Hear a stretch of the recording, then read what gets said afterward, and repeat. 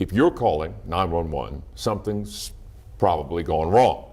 No matter the reason, you expect a fast response. But what if you call and there's no answer? Well, that's the situation one Little Rock woman found herself in during a time of crisis. Tonight, THV 11 Dean Russell shares her frustrations and shows us what the city's 911 dispatch center is doing to fix that problem.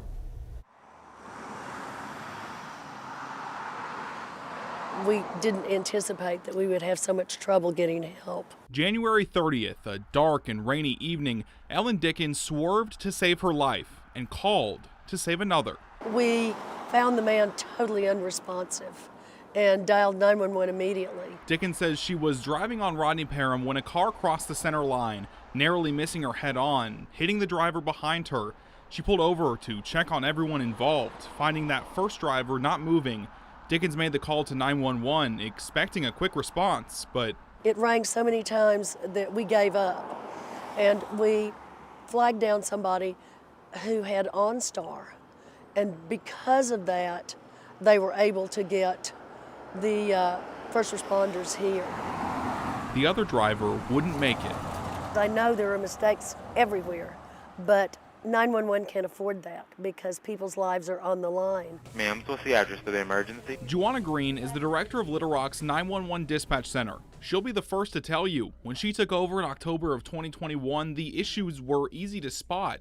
Things like staffing shortages and pay issues, but probably the biggest issue, delays in pickup times. They've always been told, answer the phone in 3 rings. Well, that's not the national standard.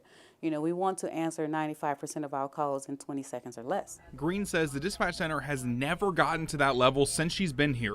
They were still like 60-something%.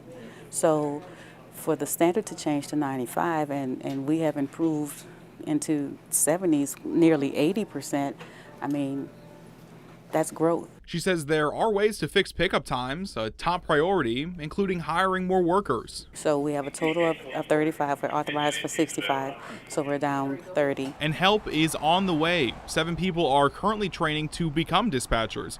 But Green points to a key issue in filling those open jobs. Recruiting isn't always easy. Hearing difficult situations over the phone can be mentally affecting. She admits the long hours and stressful work environment aren't what many people are looking for. As we change the environment of the workplace, it'll make it easier for us to retain the folks we have, as well as get new folks. It's not just new people, but also new technology that Green says will help improve how emergency calls are handled. The dispatch center is set to receive an upgraded software system this summer that will immediately connect calls to the headset of the first available dispatcher.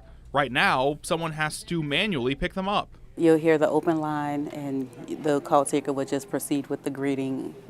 City of Little Rock 911, what's the location of your emergency, to get the information. Quick communication is key because when every second counts, there can't be delays. We are aware of the issues and we are doing our part to rectify all of those issues. I know that there are problems everywhere, but this is not a place where you can afford problems. And while Dickens emphasized that she isn't mad at dispatchers, she wants to see change for the better. It gives me hope that other people will not have to go through this.